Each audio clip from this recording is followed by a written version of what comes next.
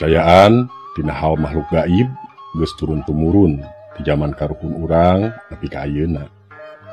Kituna teu matak heran pama di unggal daerah padu-padu ngabogaan kanehan tina hal bangsa gaib atawa makhluk lemes.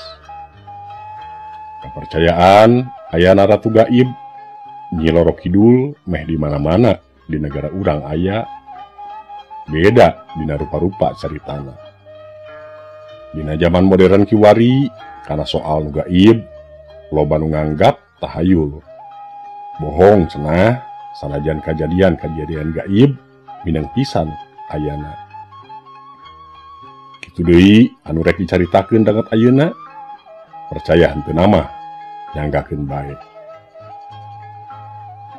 Aya kejadian dina hiji dinten rakyat anu padumukanana deukeut ka Citarum ribut sabab aya nu tumpak parahu ngadadak tilelep di Citarum. Kabeh jalma pada geumpeur palika ditumplekeun pikeun neangan tilelep ngan hasilna nihil.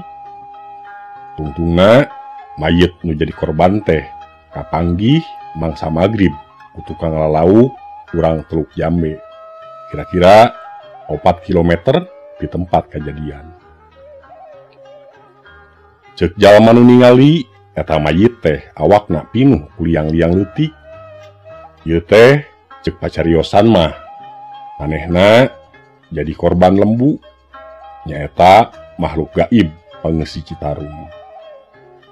Ceuk pacariosan nu sejana deui nu kawenehan bisa ningali eta sapi gaib biasana dina waktos Citarum keur rada saat caina atawa dina mangsa caang bulan 14. Sapi teh sok kapanggih keur depa dina luhur Keusi. Baheula samemeh tentara Jepang datang ka urang dina tungtung sasak Raja Mandala beuntas belah kaler di sisi lamping Muara Cihea aya pondok atawa imah leutik nengang di padumukan rahayat nu sejena. Pangeusina hiji nini-nini awakna bongkok leumpangna jumarijeg. Saurang oge gaya nu nyahoeun di mana asalna eta nini-nini teh.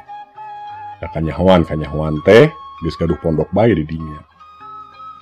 Lobahna handapeun tangkal asem. Eta nini teh nu gelis ari nu ngabaturanana nyaeta ucing. Lobana 50, laling hasnaker kunulian mah teu beunang ditewak atawa dicoo. Ceuk caritaan mah eta nini teh disebut nini rentas. Ayana di dinya teh margi kenging panen ti Cirebon. Sepanten ngarumat kaayaan Citarum bagian Raja Mandala belah kaler.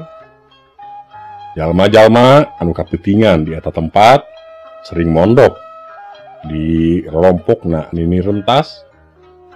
Loba nu nyarita yen nini rentas teh lain jalma biasa. Oge ucing anu sakitu reakna teh lain saucing-ucingna. Ucing anu sakitu linghasna teh ari ka nini rentas mah kacida lalindeukna. Kungsi aya kejadian supir truk mobilna mogok di eta tempat. Ucing nu sering katingali upama beurang mah sagede-gede ucing biasa teh harita mah leuting robah katingali jadi sagede-gede kuda. Atuh truk anu mogok teh bisa ditarik jeung didorong ucing-ucing anu ngagedean teh. Dina waktuna Jepang mimiti kawasa di urang panen nini rentas geus saep. Nini rentas jeung ucing-ucingna ngiles buka ka mana. Ceuk beja sakapeung nini rentas sok nembongan ngajirim jadi ngageugeuh di leuwih peuneuy nepi ka leuwih juri.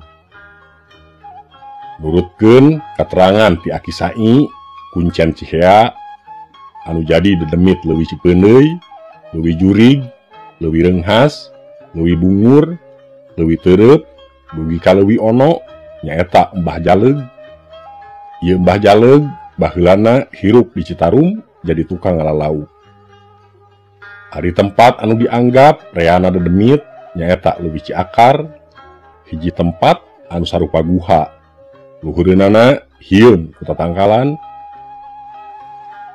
Ceuk jalma nu geus kawenehan mah di eta tempat teh kacida lobana sato-sato leuweung. Kayaning monyet, maung, lutung, jeung sajabana. Aya salah saurang ahli teuleum di tempat eta. Waktu keur teuleum neangan jelema anu leungit di dinya. Hiji waktu eta palika gagancangan timbul deui ka luhur bari hareuweus-weus. Cenah manehna nyagap salah sahiji barang anu nya gede nya panjang. Karasana genyal jeung leueur. Ceuk kapercayaan eta nu panjang jeung gede teh sato nu disebut orai sapi. Anu geus mang taun-taun aya di dinya. Kahakananana ngan ngadaguan bangke-bangke sato atawa manusa anu kaboa palid ka dinya. Di lebah Ciakar pangmindengna aya jalma anu keur ngalalauk atawa meuntas ti lelep. Dicutat tina koran Sunda Kujang tanggal 8 Agustus 1875. Pamirsa, rupi namung sakitu anu tiasa kapihatur. Kirang langkungna simkuring nyuhkeun dihapunten. Billahi taufiq wal hidayah. Wassalamualaikum warahmatullahi wabarakatuh.